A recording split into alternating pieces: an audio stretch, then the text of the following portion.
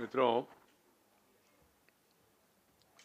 हमारा साथी चौधरी बीरेंद्र सिंह जी भी आ रहे, 1 मिनट में पहुंचेंगे। परसों हम दोनों, मैं और चौधरी बीरेंद्र सिंह साहब, देश का सामने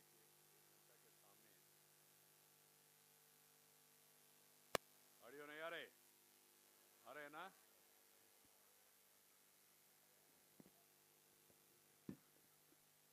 ठीक है, ठीक। 2 दिन के पहले हमने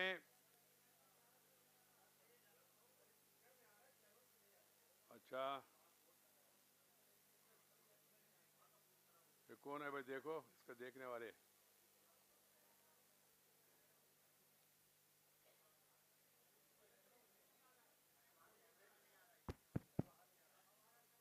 उनका कहाँ है? वो लिंक लिंक कहाँ है? आ रहे, वो आ रहे।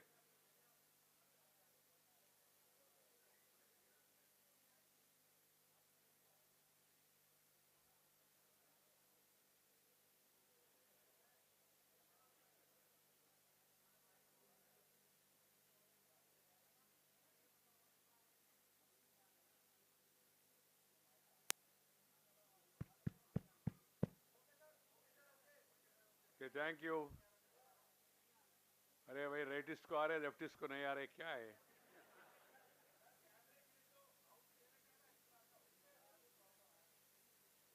तो देखो भाई, वो आउट में कुछ डाउट है, उसको ठीक करो।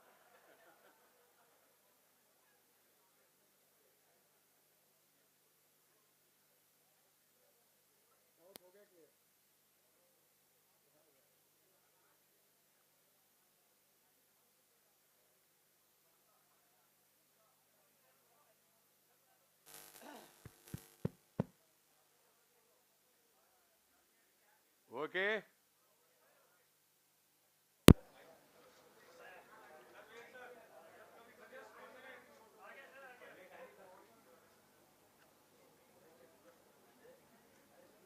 ये नया केबल डाल रहा है क्या? ये क्या कर रहा है फिर?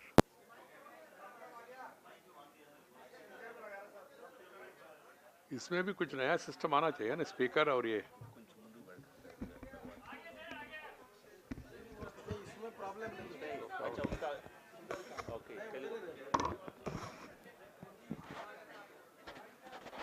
आ रहा कह रहा है। Okay, will start now. जरा सा नितिन जी विस्तार से बताएंगे। ये भूमि अधिग्रहण के संदर्भ में कांग्रेस ने देश भर में एक झूठा प्रचार शुरू किया है और लोगों को तथ्य बताने के लिए परसों हमने हरियाणा सरकार कांग्रेस का, जिनका सारथ्य में परसों का किसान रैली हुआ, उस सरकार ने कितना किसानों का जमीन बिना कंसेंट, बिना सोशल इम्पैक्ट स्टडी, बिना 4 गुणे मुआवजा, उन्होंने 80,000 एकड़ जमीन आवंटन किया है। उसमें 19,000 जमीन को बाद में कुछ लेना देना हुआ होगा। लेना और देना, वो दूसरा नहीं बता रहा हूँ मैं। लेना जमीन, देना देना लेना, ऐसा कुछ हुआ होगा। उसके कारण से 19,000 एकड़ जमीन बाद में उन्होंने नोटिफिकेशन से बाहर कर दिया। क्यों किया, इसके बारे में हमने सवाल पूछा, कांग्रेस जवाब नहीं दे पाया। आज आपका समक्ष में आंध्र प्रदेश का कहानी हम लोग बताना चाहते। 2004 से 2014 के बीच में आंध्र प्रदेश में, उस समय आंध्र प्रदेश एक ही था, अभी आंध्र प्रदेश दो हो गया, आंध्र प्रदेश और तेलंगाना। 4 और 14 के बीच में कांग्रेस का जमाना में 5,07,140 एकड़ जमीन इन्होंने अक्वायर किया है। You will be surprised, shocked. 5,07,147 acres was acquired by the Congress government. I have the details of the district. I don't want to take time. We will be giving a copy to you. Each district, how many acres? The figures are in hectares. Hectares, you can convert them into acres by 2.5 add करके. So, for multiple करके. 5,07,147 acres, unbelievable. They have acquired it. And now the Congress party is saying they will not allow 1 inch of land to be acquired, 1 inch. इसलिए मैं Congress party से पूछना चाहता हूं, उनका नेताओं से, कांग्रेस पार्टी का इंच का स्केल क्या है? इंच का स्केल क्या है? माने स्केल का मापदंड क्या है? एक जमाना में मैं आप लोगों को याद दिलाना चाहता हूं, जब चाइना ने भारत का, हमारा देश का 48,000 स्क्वायर किलोमीटर कब्जा किया है, आक्रमण किया है, तो उस समय पार्लियामेंट में बहस हुआ। पार्लियामेंट में श्रीमान अटल बिहारी वाजपेयी जी ने खड़े होकर पूछा, कितना भारत का भूमि चाइना का कब्जे में है? तो प्रधानमंत्री ने जवाब दिया क्वेश्चन आवर में। प्रधानमंत्री ने कहा 1 इंच भी भारत का जमीन चाइना का कब्जा में नहीं है, ऐसा कहा। तो अटल जी उस समय उम्र में थोड़ा कंपैरेटिवली यंग था, तो अटल जी ने पूछा, प्रधानमंत्री जी आपका इंच का स्केल क्या है? तो प्रधानमंत्री को समझ में नहीं आया, तो दोबारा उन्होंने कहा क्या है? तो अटल जी खड़े होकर कहा, सर महाशय, already 48,000 square kilometers are taken away and you are saying not even an inch. That means what is the scale of inch, your inch? How many more thousands of kilometers are needed to complete 1 inch of land? So similarly, now Congress party is saying they will not allow even 1 inch of land to be taken for acquisition. They have acquired 5,07,147 acres in one state, and in Haryana 80,000 acres. Afterwards, we will be giving a series of this thing. Then you will get Maharashtra, then you will get Rajasthan, you will get other Congress ruled states. Congress ने भयंकर पाप किया किसानों के साथ, ये महापापी है। हिंदी में पापी है ना, पापी, महापापी है।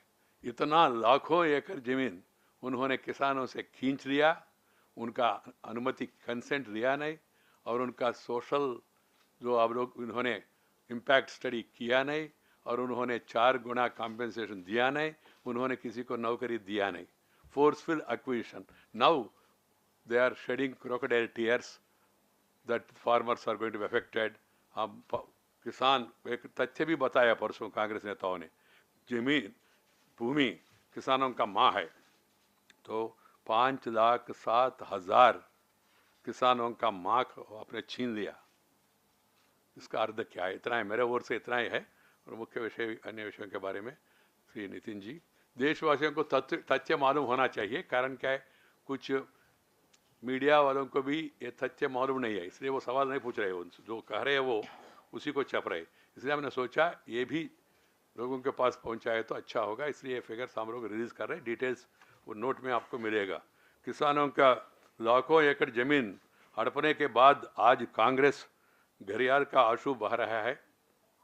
कांग्रेस पहले ये तो बताए कि उनका 1 इंच का क्या अर्थ है, उसका मापदंड क्या है?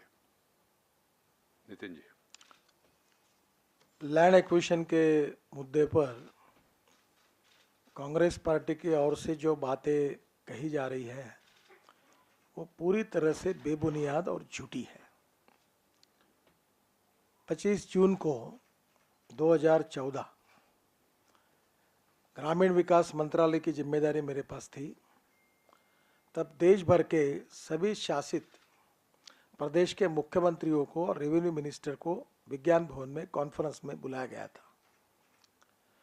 और उस समय विशेष रूप से इसलिए बुलाया गया था कि 2013 में जो कानून पास हुआ है उसके आधार पर कुछ सरकार ने लगातार ये मांग की थी कि इसमें कुछ परिवर्तन करना चाहिए, और इसलिए राज्य सरकार उसके बारे में क्या कहना चाहती है इसलिए उनको बुलाया गया। उसके मिनट्स उपलब्ध है। और उस समय कांग्रेस के ही मुख्यमंत्रियों ने, कांग्रेस के ही रेवेन्यू मिनिस्टर ने ये मांग की थी पत्र लिखकर, लिखित रूप में, कि देश के विकास के लिए लैंड एक्विजिशन कानून में कुछ सुधार होना चाहिए। पहला प्रश्न ये है कि क्या कांग्रेस पार्टी के सरकारों ने, मुख्यमंत्रियों ने और मंत्रियों ने 2013 का जो लैंड एक्विजिशन एक्ट यूपीए सरकार ने मंजूर किया था, वो मंजूर करने के बाद ग्रामीण विकास मंत्रालय को इसमें सुधार करके कुछ बदलना चाहिए, ऐसी मांग की थी या नहीं की थी, इसके बारे में कांग्रेस पार्टी पहले खुलासा करे। कांग्रेस पार्टी ने ये बात कही, बहुसंख्यक लोगों ने बात कही, मुख्यमंत्रियों ने चिट्ठी लिखकर कही, और वो चिट्ठियाँ और वो पत्र भी आपको उसकी जानकारी मिली है। उसके बाद में लैंड एक्विजिशन कानून जो था उसमें हमारी सरकार ने किसानों के हितों को ध्यान में लेते हुए कुछ बदल किए। पहला ये किया कि अर्बन एरिया में अगर लैंड एक्विजिशन होगी तो हम लोग जो कीमत निकलेगी उसकी 2 गुना कीमत देंगे, 1:2। पहले 1:2 था, हमने किया 1:2। शहरी इलाके में 1:2 और रूरल एरिया में 1:4 था, वो 1:4 किया। और जिसका परिणाम ये हुआ कि मेरे अपने डिपार्टमेंट में जहां 70,000 करोड़ रुपए लैंड एक्विजिशन की कॉस्ट आ रही थी, वो अब 1,80,000 करोड़ रुपए की कॉस्ट आई है।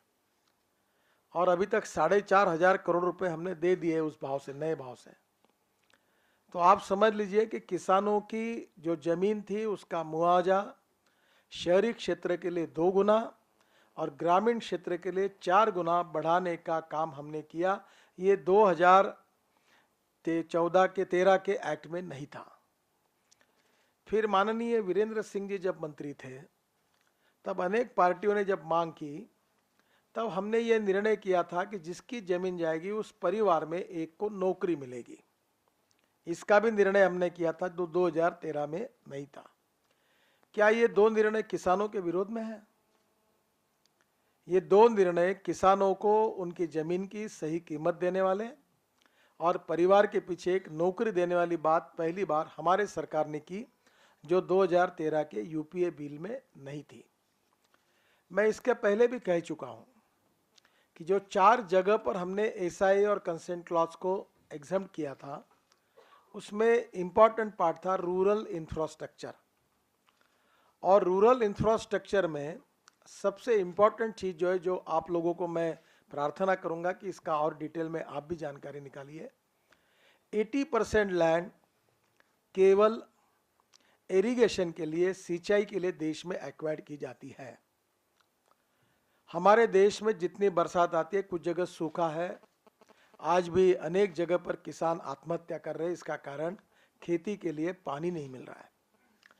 और इसलिए हमने ये कहा था कि जो लैंड सिंचाई के लिए एक्वायर्ड होती है रूरल इंफ्रास्ट्रक्चर में, उसको एग्जम्पशन मिले।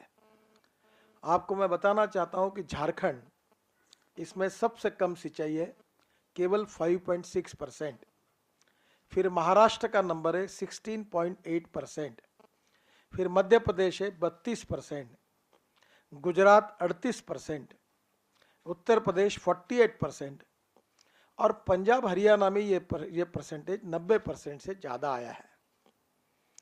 पर आज स्वाभाविक रूप में देश में जहां किसान आत्महत्या कर रहे हैं, उसका प्रमुख कारण यह है कि सिंचाई के लिए पानी उपलब्ध नहीं है। 300-400 फीट नीचे जाना पड़ता है। और इसलिए हमारे प्रधानमंत्री जब गुजरात के मुख्यमंत्री थे, उन्होंने 5 लाख चेक डैम बनाए और ग्रामीण विकास मंत्री मैं बना तो हमने इसको प्राथमिकता दी। आज भी वीरेंद्र सिंह जी भी प्राथमिकता देकर ये कार्य कर रहे हैं। और हमने एक छोटी बात कही थी कि दौड़ने वाले पानी को चलने के लिए लगाओ, चलने वाले पानी को रुकने के लिए लगाओ, और रुके हुए पानी को जमीन को पीने के लिए लगाओ। हमारे देश में 70% पानी जो बरसात से 100 जितना पानी बरसात से आता है, 70% पानी समुद्र में बह जाता है। वर्ल्ड में जो रिकॉर्ड है, इस्राएल जैसे देश में केवल 6 इंच पानी आता है और एक बूंद भी समुद्र में नहीं जाता, वो पूरा पानी रोका जाता है। हमारे देश में 15 से 20% पानी तालाब या डैम में हम लोग सुरक्षित रख पाते हैं, और 15 से 20% पानी जमीन के अंदर जाता है, और 70% पानी समुद्र में चला जाता है। अगर ये 70% में से अगर 25% पानी भी हम बचा ले तो इस देश में सुजलाम सुफलाम हो जाएगा। देश में कोई किसान को आत्महत्या करने का अवसर नहीं आएगा, और उसका पर एकड़ उत्पादन 2.5 गुना बढ़ेगा। और इसलिए हमने ये कोशिश की कि जो रूरल इंफ्रास्ट्रक्चर में जो डैम तालाब बन रहे हैं उसमें हमने SIA और कंसेंट क्लॉज को एग्जाम किया था। मैंने ये बार बार समझाया कि ये एक इरिगेशन का डैम बन रहा है, ये 2000 एकड़ में है और इसका पानी जाता है 3 लाख एकड़ को। तो ये 2000 एकड़ जिनकी जमीन ले रहे हम लोग, उनको तो पानी नहीं मिलता। तो वहां अगर हमने कंसेंट क्लॉज लिया तो 80% क्या 1% भी लोग अपनी जमीन क्यों देंगे, क्योंकि जमीन के बदले में उनको तो पानी मिलने वाला नहीं है, तो कोई देगा ही नहीं। तो एक भी डैम नहीं बनेगा, एक भी तालाब नहीं बनेगा, तो पानी रुकेगा कैसे, किसान के खेत को मिलेगा कैसे, गांव समृद्ध होंगे कैसे। और इसलिए हमने कहा कि तालाब डैम के लिए हम लोग केवल इसमें एग्जाम करेंगे। रूरल इलेक्ट्रिफिकेशन, जो ट्रांसफार्मर बिठाना गांव में, उसके लिए, गांव के रोड के लिए, और सरकारी स्कूल और अस्पताल के लिए, रूरल इंफ्रास्ट्रक्चर के लिए, डिफेंस के यूज के लिए जो एयरपोर्ट बनाना है कहीं श्रीनगर में, जम्मू में, तो क्या कंसेंट क्लॉज पे बनेगा? क्या देश की सुरक्षा के साथ ऐसे खिलवाड़ हो सकती है? हम पाकिस्तान के साथ हमारी सीमाएं सुरक्षित है और हमको सीमा में कोई एयरपोर्ट बनाना है डिफेंस के लिए, तो 80% किसान बोलते हैं हम जमीन नहीं देंगे, तो हम एयरपोर्ट नहीं बना पाएंगे, तो क्या हम देश की रक्षा कर सकेंगे? तो डिफेंस में, और सबसे महत्वपूर्ण बात यह है जिसके बारे में गलत इंटरप्रेट किया जाता है, जो रोजगार के अवसर है उसके जो रिपोर्ट प्राप्त हुए हैं, ज्यादातर रोजगार मेट्रो सिटीज में अवेलेबल है। परिणाम यह हुआ है कि दिल्ली, मुंबई, कलकत्ता, चेन्नई, बेंगलोर, ये शहरों में गांवों से लोग बड़े प्रमाण पर आ रहे हैं। आपको पता होगा गांधी जी कहते थे 80% आबादी गांव में रहती है। आज देश में 62% आबादी केवल गांव में रह रही है। ये 28% लोग गांव से कहां आए? ये दिल्ली, मुंबई के, कलकत्ता के, चेन्नई के, बेंगलोर के झुकी झोपड़ी में रहकर आई रोजगार के लिए आए। और इसलिए प्रश्न ये निर्माण हुआ कि क्या देश के ग्रामीण किसानों के, गांव गरीब मजदूर किसान के बेटों को रोजगार हासिल करने का अधिकार नहीं है? क्या उद्योग केवल शहरों में खड़े होंगे? जहां संतरा होगा वहां संतरे पर प्रोसेसिंग होगा। ये आगरा में, उत्तर प्रदेश में आलू फेंक देते हैं, जब पैदाश होती है तो फेंक देते हैं। जैसे प्याज की बात होती है, अब प्याज की पेस्ट होती है, प्याज की पाउडर होती है। जब प्याज 2 रुपए किलो होता है, तब अगर प्याज की पेस्ट तैयार की गई तो प्याज का भाव 2 रुपए नहीं आएगा। जहां आम होता है वह आम से जूस बन सकता है, कैंडी बन सकती है। जहां छत्तीसगढ़ में 700 करोड़ की केवल इमली बेची जाती है। तो छत्तीसगढ़ के सरकार को मैंने कहा कि वो जेट एयरवेज में जो चॉकलेट मिलता था इमलियों का, उसकी फैक्ट्री बस्तर में खोलकर उस चक्कर लगाकर, वो बहुत टेस्टी चॉकलेट होता है, वो अगर पूरे वर्ल्ड में एक्सपोर्ट हो सकता है, इसका फैक्ट्री वहां डाले ताकि आदिवासियों को रोजगार मिले। तो इसलिए ये जो इंडस्ट्रियल कॉरिडोर की बात थी, ये गांव के किसान के मजदूर के बेटे को नौकरी देने की बात थी। और किसान जहां कपास होता है वह कपास पर प्रक्रिया करने वाले उद्योग तैयार हो, जो फ्रूट्स होते हैं, पोटैटो होता है, उस पर प्रोसेस करने वाले उद्योग वही हो। क्या दिल्ली में होना चाहिए? पोटैटो, आलू होता आगरा में, उत्तर प्रदेश में, और प्रक्रिया का उद्योग क्या दिल्ली में होना चाहिए? क्या आलू पर प्रक्रिया करने वाला उद्योग वहां नहीं होना चाहिए? संतरा नागपुर में होता है और उसकी इंडस्ट्री मुंबई में होनी चाहिए। और इसलिए ये प्रोसेसिंग इंडस्ट्रीज वही की माल पर हो और वही किसानों के बेटों को रोजगार मिले, इसलिए इंडस्ट्रियल कॉरिडोर की बात की गई। प्रश्न यही बात किसानों के बेटों को रोजगार देने की थी। और यह प्रश्न था कि क्या शहरी इलाकों में जो लोग जाएंगे उन्हीं को रोजगार मिलेगा, गांव के लड़कों को रोजगार नहीं मिलेगा? इसलिए इसका निर्णय हुआ था। मुद्दा यही है कि इन सब बातों का गलत तरीके से विपर्यास किया गया। जो वेंकैया जी ने कहा, अभी जो संख्या बताई कि आज 5.5 लाख एकड़ जमीन आंध्र प्रदेश में केवल कांग्रेस के राज में एक्विजिशन हुई। हुड्डा सरकार ने, वीरेंद्र सिंह जी ने भी रिकॉर्ड दिया, मैंने भी रिकॉर्ड लाया था, 80,000 एकड़ जमीन हरियाणा में एक्वायर्ड की। और मैं पूछना चाहता हूं राहुल गांधी को और कांग्रेस पार्टी के नेताओं को कि ये हरियाणा में एक्वायर्ड की जमीनें बड़े बड़े बिल्डरों को किसने दी? ये जो दिल्ली के आजू बाजू में हरियाणा को लगकर ये जो टाउनशिप खड़ी हो रही है और बड़े बड़े बिल्डर खड़े हो रहे हैं, ये जमीन किसने दी? एग्जम्पशन किसने किया? लैंड यूज किसने बदल कर दिया? ये उत्तर प्रदेश में अनेक जगह पर कॉलेजेस खुल रहे हैं, ये लैंड यूज किसानों का किसने बदल के दिया है? और इसलिए पूरी तरह से झूठ बोलना और जो सच्चाई है उसको छुपाकर गलत बातें कहना, ये लगातार हो रहा है। जैसे एक बात जरूर है कि मथुरा में चिंतन शिविर नहीं था, वो चिंता शिविर था। चिंता ये थी कि जो खुर्ची खिसक गई है उसके कारण जो अस्वस्थता है, उस अस्वस्थता में बेबुनियाद और झूठे आरोप करने की कोशिश की जा रही है। पहली बार इस देश में स्किल डेवलपमेंट के द्वारा किसानों के बेटों को प्रशिक्षण देने की योजना करके 2020 में वर्ल्ड बैंक का रिपोर्ट है कि 6 करोड़ स्किल डेवलपमेंट के युवाओं को दुनिया में आवश्यकता है। हॉस्पिटलिटी होगी, मेडिकल कोर्सेस होंगे, कई और कसब दिखाने के स्किल डेवलपमेंट के अनेक प्रकार हैं। और पहली बार हमारी सरकार ने ये 6 करोड़ जॉब, जैसे सॉफ्टवेयर इंजीनियर्स को जॉब मिले, ऐसे जॉब विशेष रूप से जो गांव में रहने वाले किसान के गरीब लड़के, उनको स्किल डेवलपमेंट का फायदा मिलकर उनको रोजगार मिलना चाहिए, इसके लिए स्किल डेवलपमेंट का कार्यक्रम लाया। मेक इन इंडिया और मेड इन इंडिया ये रोजगार देने का कार्यक्रम है। इसको आप कहते टेक इन इंडिया है। मजाक करते किसानों से और ये कहते कि प्रधानमंत्री को किसान गाली देते। अरे गाली तो कांग्रेस को देते हैं। 68 साल स्वाधीनता को मिली है। पंडित नेहरू से लेकर राजीव गांधी से लेकर इंदिरा गांधी से लेकर राहुल गांधी तक गरीबी हटाओ का नारा देकर किसानों की भलाई को बात करते हुए इन्होंने देश की जनता को मूर्ख बनाने का काम किया, जनता को लूटा, गांव गरीब मजदूर किसानों की हालत खराब की, किसानों के आत्महत्या के लिए ये जिम्मेदार है।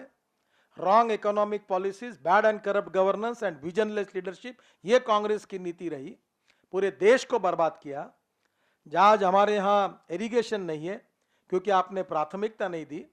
पहली बार हमारी सरकार आने के बाद प्रधानमंत्री सिंचाई योजना के द्वारा किसान के खेत को पानी देने वाली योजना हमारे सरकार ने तैयार की, क्योंकि ये इरिगेशन का सब्जेक्ट स्टेट सब्जेक्ट है। पर पहली बार हमने कहा कि नहीं, हम करेंगे। प्रधानमंत्री ग्राम सड़क योजना, आज तक इनके पंडित नेहरू से लेकर अभी तक के समय में कभी गांव को जोड़ने की बात नहीं हुई। उस समय मैं महाराष्ट्र में मंत्री था, अटल बिहारी वाजपेयी जी की सरकार आई, उन्होंने मुझे बुलाया और 6.5 लाख गांवों को जोड़ने का निर्णय किया। 60,000 करोड़ की योजना उस समय तैयार हुई। वो योजना बनाने का सौभाग्य मुझे मिला और हिंदुस्तान के 6.5 लाख गांवों में से 1,70,000 गांवों को जोड़ने का काम अटल बिहारी वाजपेयी जी ने किया, भारतीय जनता पार्टी और एनडीए के सरकार ने किया। हमने गांव गरीब मजदूर किसान के लिए नीति अपनाई, जो कांग्रेस ने 68 साल में से 60 साल में नहीं किया। और आज ये बात किसानों के विरोध में कांग्रेस पार्टी एक प्रकार से गतिरोध पैदा करना चाहती है, बेबुनियाद झूठे आरोप करना चाहती है। सत्ता हाथ से निकल जाने के बाद फ्रस्ट्रेट और निराशा के कारण लगातार एक के पीछे एक झूठे आरोप करना, गरीब मजदूर किसान को गुमराह करना, गरीब को और गरीब बनाना और किसानों को आत्महत्या करने की स्थिति और अपने नीतियों से जिन्होंने पैदा की, वो आज खुद किसानों के विरोधी रहे, जिन्होंने किसानों को, गांवों को हिंदुस्तान के कृषि क्षेत्र को बर्बाद किया। यूरिया के भाव केवल इनके 4 साल में जो 347 रुपए का यूरिया मिलता था वो 1350 पे पहुंचा है। 30 फैक्ट्री है केमिकल फर्टिलाइजर की। नाफ्ता से यूरिया बनना महंगा पड़ता था, ये कर रहे थे, और इन्होंने इस प्रकार की स्थिति पैदा की कि गेहूं और चावल के भाव 2 और 3 रुपए भाव से बढ़े और 347 रुपए की यूरिया की कीमत 1350 रुपए पे गई।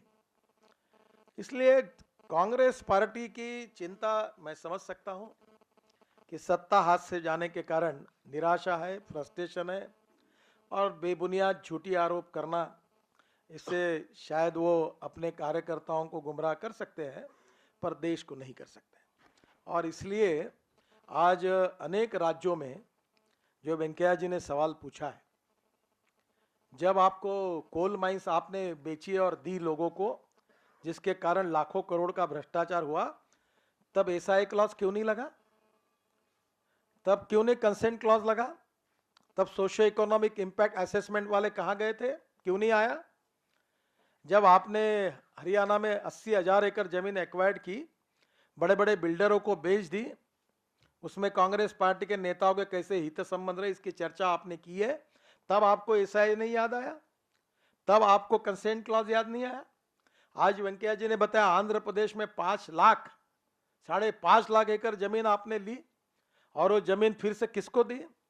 बड़े बड़े उद्योगपतियों को दी, और तब आपको ऐसा एक कंसेंट क्लॉज नहीं आया? तब 1 इंच की याद नहीं आई इनको?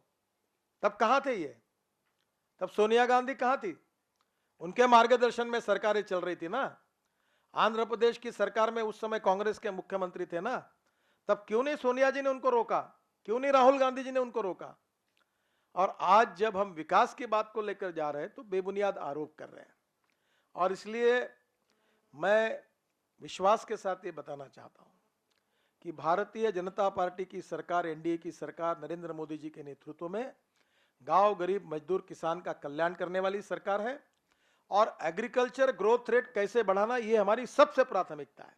और हमें ये कह सकते हैं, नरेंद्र मोदी जी के नेतृत्व में कृषि विकास का दर 14% गुजरात में, और शिवराज सिंह चौहान मध्य प्रदेश में कृषि विकास का दर 28%, और महाराष्ट्र में कांग्रेस, राष्ट्रवादी कांग्रेस की सरकार, कृषि विकास का दर माइनस।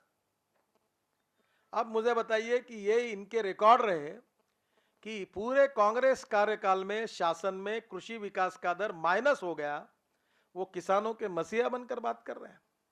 और जिन्होंने राज्यों में रहते हुए भी प्रतिकूल परिस्थिति में अपने राज्य का कृषि विकास का दर 14% किया, जिस भारतीय जनता पार्टी के मध्य प्रदेश के सरकार ने 28% किया, और जिसको राष्ट्रपति ने और कृषि मंत्री उस समय के शरद पवार जी ने शिवराज सिंह चौहान को प्रथम पुरस्कार देके गौरव किया, ये हमारा कृषि विकास का रिकॉर्ड है।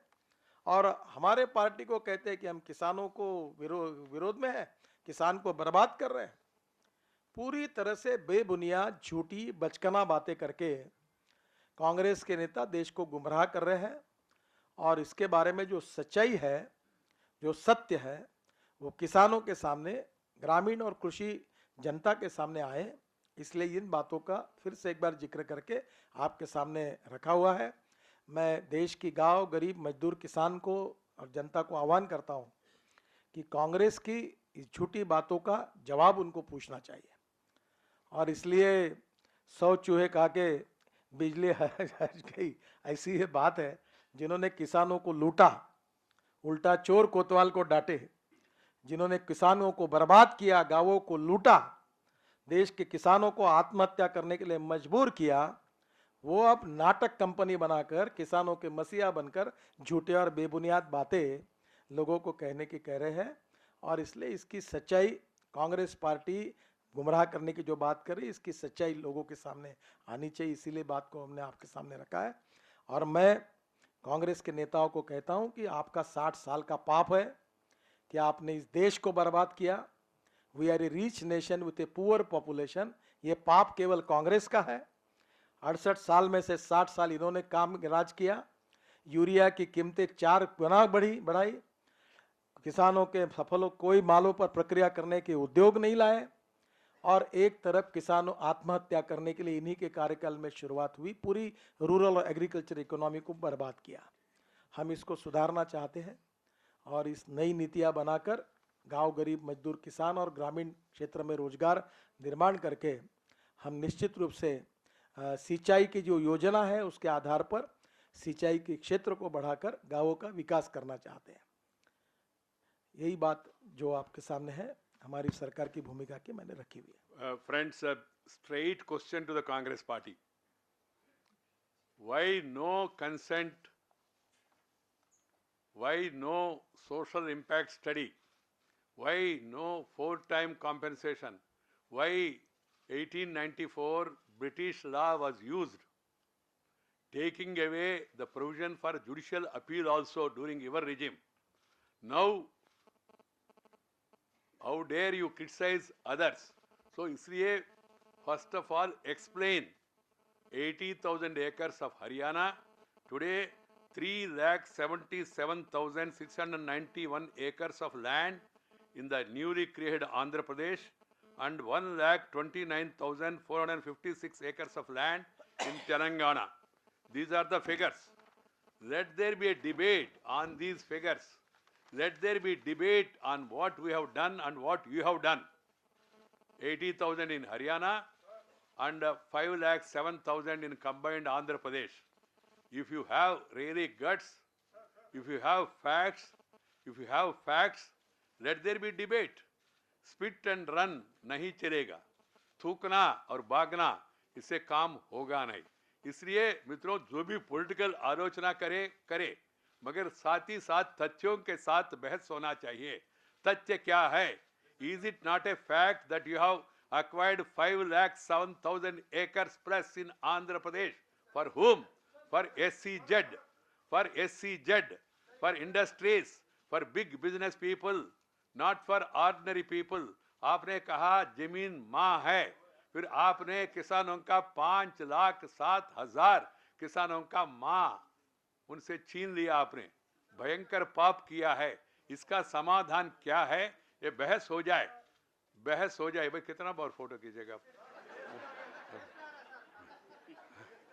मेरा फेस क्या दिखाना है? दिखाना लोगों को तथ्य, फैक्ट्स। तो that's why we want the nation to debate this. We want the media to debate this. इसलिए वो उदाहरण लिया, वो टैगलाइन है आने वाले दिनों के लिए। ये बिल्ली सौ छुए काके हज यात्रा में चले, ये केवल कहावत नहीं है, ये टैगलाइन होगा।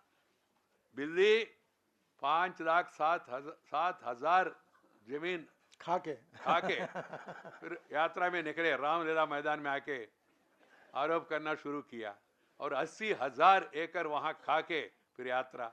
महाराष्ट्र में कितना खाया, पाया, खोया वो भी मालूम हो जाएगा एक दो दिन में, उसके बाद दूसरे स्टेट्स का भी। इसलिए हमने सोचा let there be, my final appeal to Congress and other parties is please stop this spit and run tactics.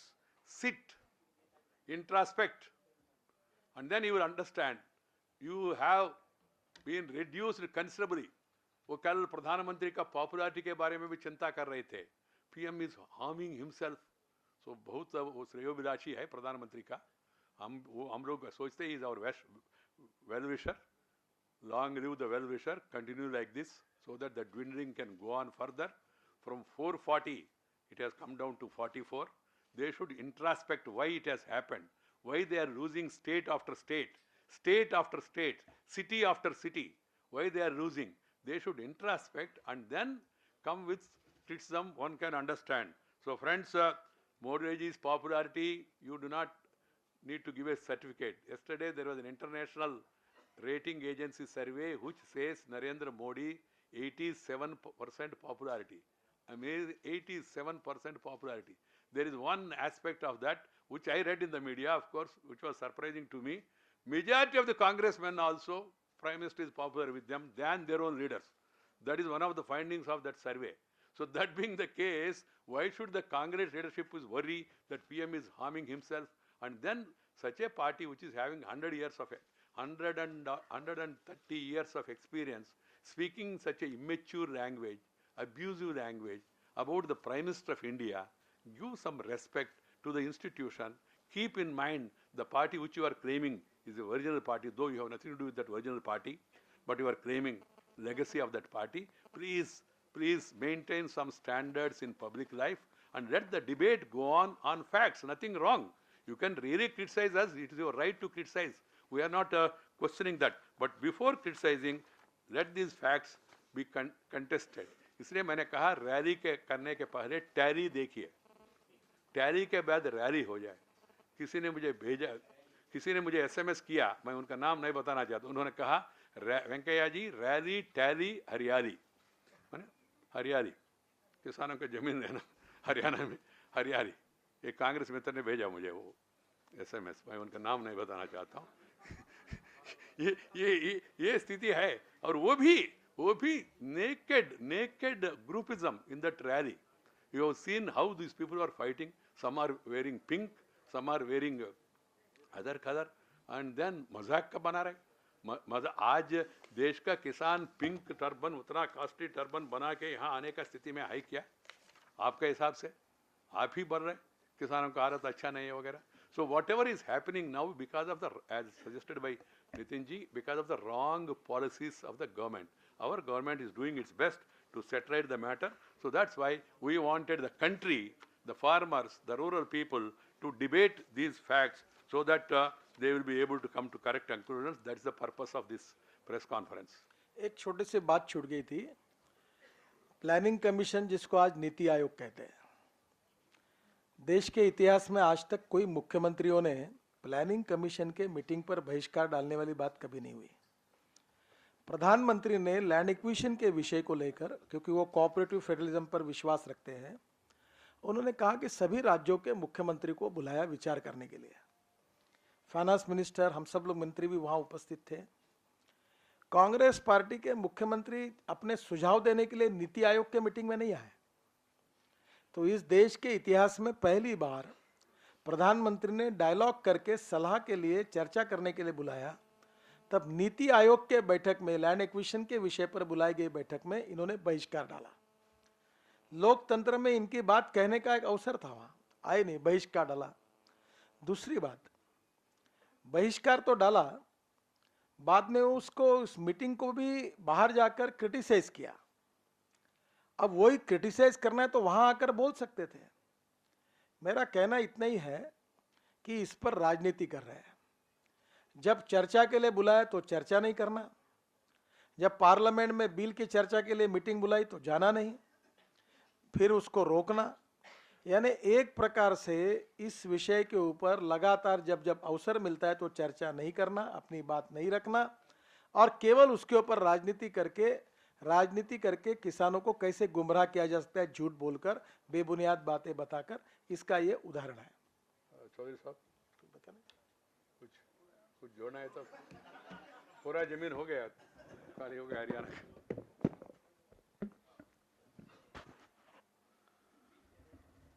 हाँ, पिंक और रेड में क्या फर्क है हमको समझ में नहीं आ रहा है, थोड़ा बताइए लोगों. ये CLU का चक्कर है और कुछ नहीं. कि कभी मौका मिल जाए तो पिंक ही CLU देता रहे या रेड का भी नंबर आएगा. CLU माने क्या है, इनको मालूम होना चाहिए. Change of land use. So जिनको लैंड यूज चेंज मिला वो पिंक का, जिनको नहीं मिला बेचारा वो रेड.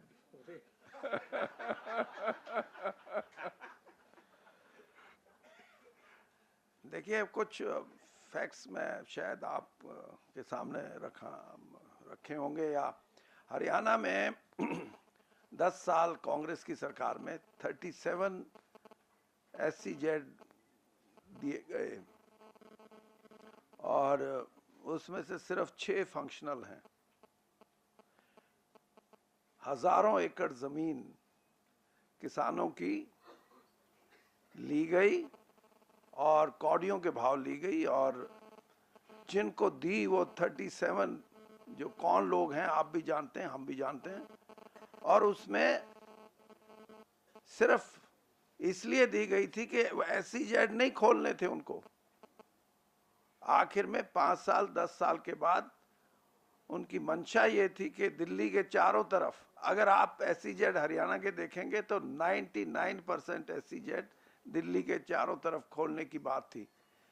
और अल्टीमेटली वो ये चाहते थे कि 5-7 साल के बाद ये कहा जाए कि SEZ तो चल नहीं सकता, इसलिए हमारी ज़मीन को कमर्शियल और रेजिडेंशियल यूज़ में CLU के माध्यम से चेंज कर दिया जाए। ये बहुत बड़ा एक स्कैंडल है।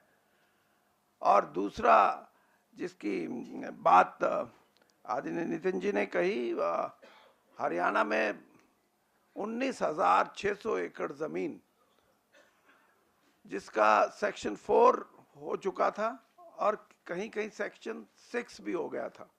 दोनों तरह का सेक्शन जब फ्लोट किए गए तो नोटिफिकेशन हुआ, उसके बाद प्रॉपर्टी डीलर्स, डेवलपर्स और बिल्डर्स, उनको ये कहा गया कि आप अब किसान से नेगोशिएट कर सकते हैं और वो आपको घबरा के ज़मीन दे देंगे कि लैंड एक्विजिशन में कंपनसेशन पता नहीं कितना मिलेगा, नहीं मिलेगा या कितनी देर में मिलेगा, तो आप उनसे नेगोशिएट कर लें। और ये जो नेगोशिएशन हुई उसके बाद 4,600 एकड़ का 187 CLU दिए गए और 187 के 87 CLU उन लोगों को दिए गए जिन्होंने उन किसानों की जमीन कौड़ियों के भाव ली थी, जिनको ये डर था कि हमारी जमीन अब अधिग्रहण होगा, चली जाएगी। इससे बड़ा स्कैंडल हरियाणा में हो नहीं सकता कोई। इसलिए अभी CBI ने एक केस दर्ज किया, उसमें 1600 करोड़ रुपए की जमीन जिसकी मार्केट वैल्यू 1600 करोड़ थी, वो 100 करोड़ में सौदा किया गया। यानी सरकारें लैंड एक्विजिशन के लिए तो हमने सुनी थी, लेकिन दो पार्टियों में, प्राइवेट पार्टियों में नेगोशिएट कराएं कि ये तुम खरीद लो और ये तुम बेच दो, इससे बड़ा। और जब CBI इंक्वायरी आगे बढ़ेगी तो आपको पता लगेगा कि कौन लोग हैं जो सरकार में बैठ के, ऊंचे पदों पे बैठ के, मिनिस्टर, चीफ मिनिस्टर, और वो नेगोशिएट करवा रहे हैं प्राइवेट पार्टीज को। तो इससे बड़ा मैं तो इतना ही कहूंगा कि यही पैटर्न सारे हरियाणा में रहा और इसी पैटर्न की वजह से किसानों की 80,000 एकड़ जमीन का अधिग्रहण हुआ। मैं इसलिए ये उदाहरण दे रहा हूं कि मेरा अपना जिला दिल्ली से 200 किलोमीटर दूर है, वहां तो 1 एकड़ का भी अधिग्रहण नहीं हुआ। और दिल्ली के चारों तरफ 50-60 किलोमीटर में 80,000 एकड़ जमीन में से 63,000 acre of land was acquired only in the on the periphery of Delhi, and rest of the land on the periphery of Panchkula and Chandigarh. This is how the farmers were looted by this government. तो आज वो जैसे कहा कि पगड़ी लगा के, मैं ये कहना चाहता हूं कि आज भी आप, मैं ये कहता हूं कि हिसाब दें। वो हमने यहां तक के प्रोविजन किए थे एक्ट में कि कोई भी हम भूमि अधिग्रहण करेंगे, पहले तो ये इंश्योर करेंगे कि उसमें कोई मल्टी क्रॉप लैंड का अधिग्रहण ना हो। और दूसरा हमने क्राइटेरिया ये रखा था कि हम कोशिश करेंगे कि ऐसी जमीन का अधिग्रहण हो जिस पे सिंचाई या एग्रीकल्चर का काम नहीं होता हो। लेकिन दिल्ली के चारों तरफ जो जमीनें अधिग्रहण की गई हैं वो सिर्फ इसलिए कि स्पेकुलेशन के लिए कि उन लोगों को दी जाएं जिनसे कि वो पैसा ऐंठ सकें, ऐसा हुआ है। और ऐसे मैंने जैसे कहा कि इस केस में ही पता लगेगा। मैं तो यहाँ तक कहता हूँ कि 10 साल का पूरा जितनी भूमि अधिग्रहण हुई है उसका पूरा सरकार से भी, हरियाणा सरकार से भी हमने कहा कि इसका ये नहीं है कि एक सेक्टर का आप जांच कराएं या कुछ सेक्टर्स की जांच कराएं, बल्कि जहां जहां भूमि अधिग्रहण हुई सभी की जांच होनी चाहिए। ये इससे पता लगेगा कि ये कितने किसान हितैषी हैं। और आज बात करते हैं किसान के हितों की। इन्हीं लोगों ने मुझसे आके, गडकरी जी से आके, पर्सनल आके ये कहा कि अगर आपको इसी एक्ट को चलाना है तो 1 एकड़ जमीन का भी अधिग्रहण नहीं होगा। और जब सत्ता से दूर हो गए तो कहते हैं हम किसानों की लड़ाई लड़ेंगे। और जहां तक भूमि अधिग्रहण के हमारी जो अमेंडमेंट्स जो हम लेके आए थे, उसमें भी रैली के बाद भी और रैली के अंदर भी भाषण ये थे बड़े नेताओं के, कांग्रेस के, कि हम किसी भी शर्त पे आगे कभी भी भूमि अधिग्रहण के ऊपर कोई सहमति नहीं जताएंगे। आप अंदाजा लगा सकते हैं कि इन्हीं के एमपीज लोकसभा में ये कहें कि इस देश में 20 करोड़ युवा युवतियां जो गांव में रहती हैं उनको नए रोजगार की जरूरत है, खेती पे उनका गुजारा नहीं चल रहा, और दूसरी तरफ उनकी खुद की आर्गुमेंट, और दूसरी तरफ ये कहें कि हम किसी भी शर्त पे भूमि अधिग्रहण के मामले में कोई बात नहीं सुनेंगे। इससे आप अंदाजा लगा सकते हो कि इनके मन में सिर्फ राजनीति थी और राजनीति है। और वो इसलिए है कि खुद ये मानते हैं कि हम कहीं से निकल के अपनी जमीन तलाश करने की कोशिश करें, लेकिन खुद कांग्रेस के बड़े नेता, क्योंकि मेरे पास तो सब आते हैं, वो कहते हैं जब तक ये सेटअप रहेगा जो हमारे ये हैं तो आपको चिंता करने की कोई जरूरत नहीं, हमारे बहुत अच्छा काम चल रहा है। ये तो इनकी सोच है। ठीक है, okay, any no political questions, only on this.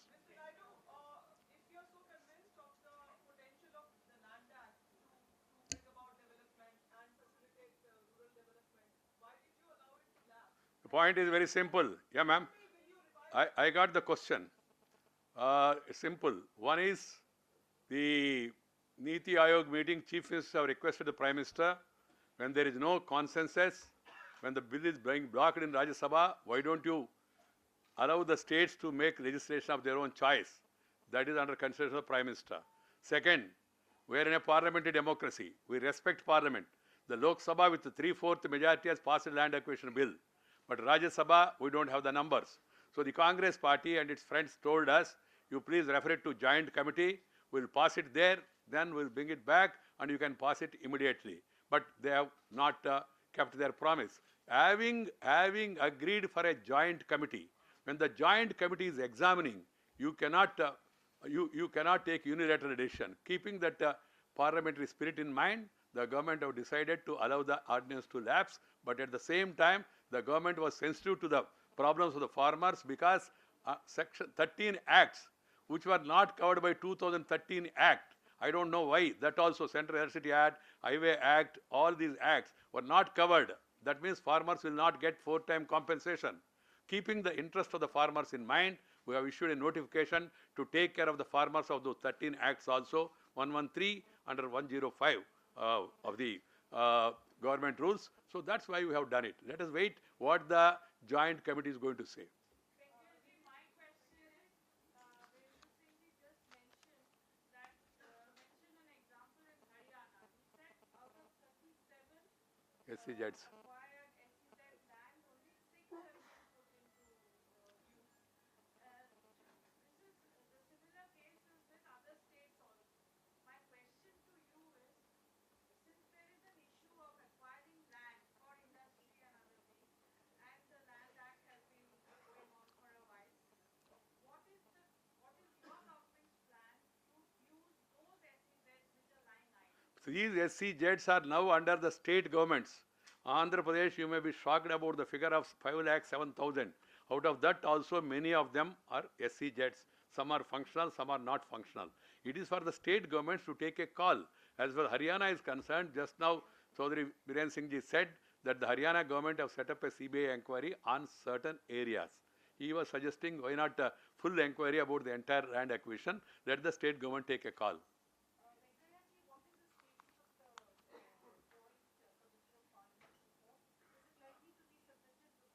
The committee has sought time till the next session of Parliament. The Parliament has granted it. We hope that they will be able to complete their job.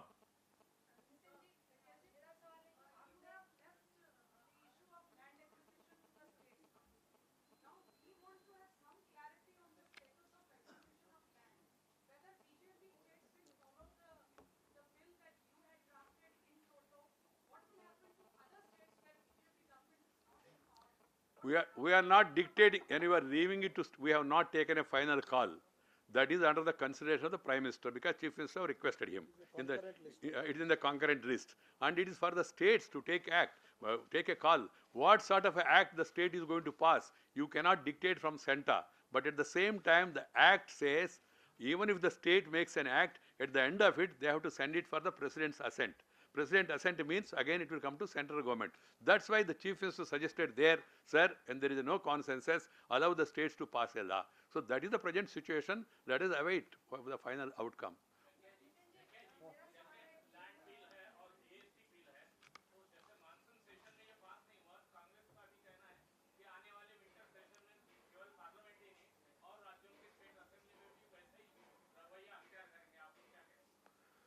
I only feel sorry because they are feeling that they are hurting Narendra Modi. They are not hurting Narendra Modi. Modi has come on to stay. He has a mandate. The country's interest will be affected. So they have to think about the country rather than short-term political gains. They may get a headline, but they will not get the people's support. They are really being criticized for the obstruction tactics which they are adopting. यहाँ उषा जी एक minute 2004 से 2014 के बीच में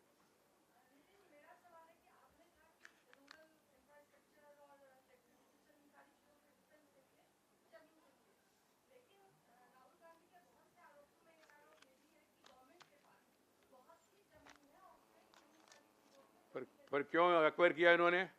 फिर 5 लाख एकड़ क्यों acquire किया? Simple.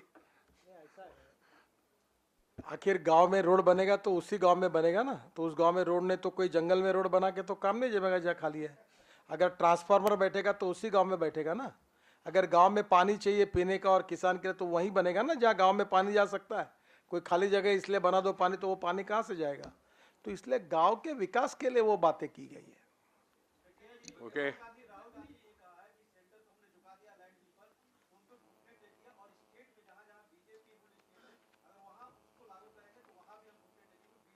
कोई प्रॉब्लम नहीं है ना। हाँ देखा ना आपने 440 से 40 तक आ गया और स्टेट्स में जाएंगे। पहले मेरे ख्याल से बिहार में 4 आया, अभी वो 4 भी गारंटी नहीं है, 0 होगा। अब देखिए अभी बिहार नजदीक में है ना। आजकल मेडिकल में घुटने टेकने के बाद घिसे जाते हैं ना, बाद में वो उनके बदल देंगे ये ऐसा चीप कमेंट्स करना, प्रधानमंत्री के पर्सनल चाय वाला, ऐसा ये अच्छा नहीं है, शोभा नहीं देते। उनको कोई सलाहकार है जो लिख कर देने वाले, उनसे मेरा अनुरोध ये है भाई देश को प्रधानमंत्री है, थोड़ा उसको भी ध्यान में रख के जो भी बोलना वो तय करे तो बेहतर होगा उनके लिए, पार्टी के लिए और देश के लिए। सबको धन्यवाद जी, नमस्कार, थैंक यू वेरी मच। कल है